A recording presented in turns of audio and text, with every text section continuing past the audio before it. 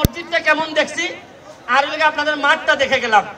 এখন আমাদের মুরব্বীরা জিজ্ঞেস করবে, একটা আলাপও যদি আসে বিয়ের আলাপ, যে বলবে যে বিয়ে কি বগুড়া, এই দনট কি দেয়া যায় বিয়ে, বলেন মাঠের কথা তো লুকাই রাখতে হবে, বলতে হবে না না মাঠে যাই নাই।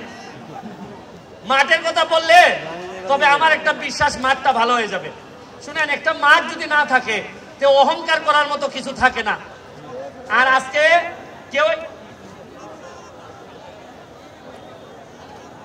আচ্ছা, এখন একটা লেটেস্ট খবর পাওয়া গেছে, ওই ইজারাদার ইউনো সাহেব বলছে বাড়ি চলে যাওয়া, আর তাইক্য না এই মাঠের মধ্যে হাট বাজার করে।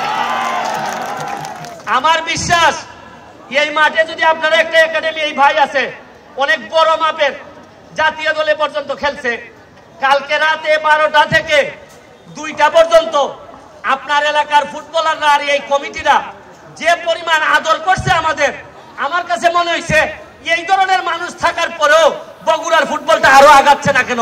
তবে আমার একটা বিশ্বাস, যদি মাঠটা আপনারা পাইয়া যান আর এখানে একটা একাডেমি যদি করতে পারেন, আমার বিশ্বাস আপনারা বগুড়া থেকে এই ভাইয়ের মতো আরো অনেকগুলা প্লেয়ার আপনারা জাতীয় দলে পাঠাইতে পারবেন, এটা আমার বিশ্বাস।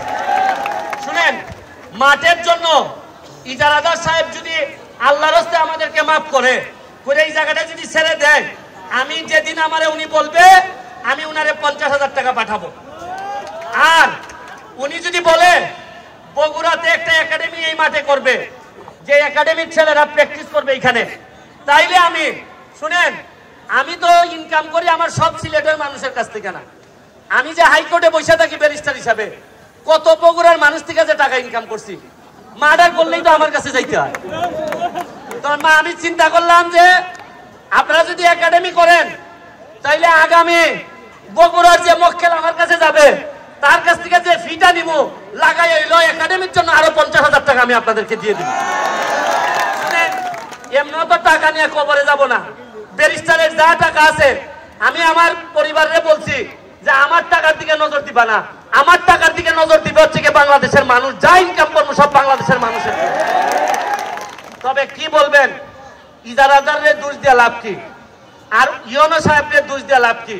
গতকালকে একটা খবর পাইলাম যে বাংলাদেশের কৃষকদেরকে 25 কোটি টাকা লোন দেওয়া হয়েছে কৃষকদেরকে, আর এই লোন কৃষকরা 27 কোটি ফেরত দিছে। মানে 25 কোটি লোন দেওয়া হয়েছিল কৃষকদেরকে, 27 কোটি ফেরত দিছে, মানে 2 কোটি বেশি দিছে। আর এক পিকে হালদার আমাদের 10,000 কোটি টাকা মাইরা দিছে।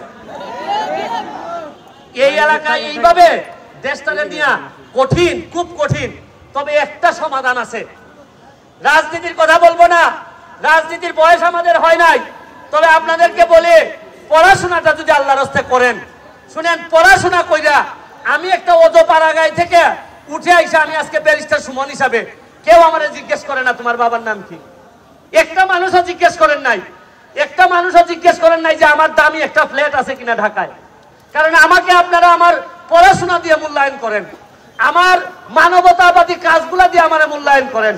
আমি আপনাদেরকে বলি, আপনারা পড়াশোনা ছাড়া, আমি ব্যারিস্টার সুমন এখানে আপনাদেরকে হারাইতে আসি নাই। আমি এই বয়সে ফুটবল যে খেলতেছি, আপনারা মনে রাখেন যে কোনো ম্যাচে আমার জীবন নষ্ট হয়ে যেতে পারে, আমি রিটায়ার হয়ে যেতে পারি, আমার লিগামেন্ট ছিঁড়তে পারে, আমার মাথা ব্যথা পাইতে পারি, তারপর হারাইতে আসি নাই। আসছি যতদিন পর্যন্ত বাংলাদেশের ফুটবলটা দুর্নীতি মুক্ত না হবে ততদিন পর্যন্ত মাঠে পড়ে থাকবো, কথা দিচ্ছি। আপনারা তো ব্যারিস্টার সুমন সবাই হইতে পারবেন না, এই বয়স অনেকের নাই, ব্যারিস্টার হইতে পারবেন না। তবে আল্লাহর রাস্তায় যারা বড় হয়ে গেছেন তারা তাদের ছেলে মেরে পাঠাই দেন।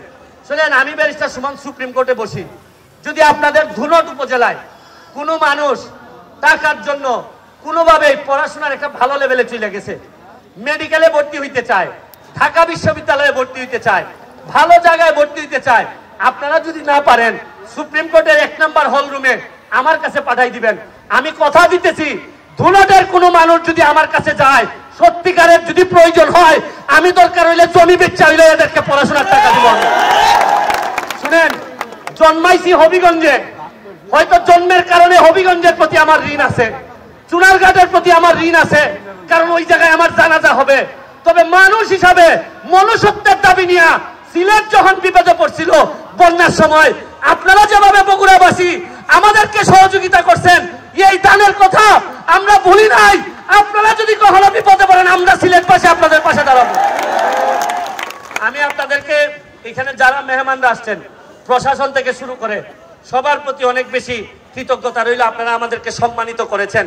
আমাদের প্লেয়াররা আমাদের আচরণে যদি কোনো ভুল হয়ে থাকে আমাদেরকে ক্ষমা সুন্দর দৃষ্টিতে দেখবেন। আর হবিগঞ্জে একটা দাওয়াত দিয়ে যাচ্ছি, আপনারা একটা আমার এই ভাই ক্রিয়া সেক্রেটারি, উনার নেতৃত্বে একটা টিম হবিগঞ্জে যাবেন। আপনাদেরকে আমরা যা পারি, চা বাগান, আমাদের পুরা এলাকাটা চা বাগানে ঘিরা, এত ভালো লাগবে আপনাদের। আসেন না, দেখেন না আমরা মানুষ হিসাবে কিরকম। খালি তো শুনছেন সিলেটিরা নাকি লন্ডনই হয়, সিলেটিদের একটু আচার আচরণ দেখবেন না? একবার আসেন না সিলেটে, হবিগঞ্জে দেখেন। আপনাদেরও মন জয় করার জন্য যা যা করা লাগে আমরা সব আপনাদের জন্য করব। এই বলে আর জান্নাতুল আমাদের রূপা বা ডেপুটি অ্যাটর্নি জেনারেল, তার প্রতিও কৃতজ্ঞতা। তার কারণে আমার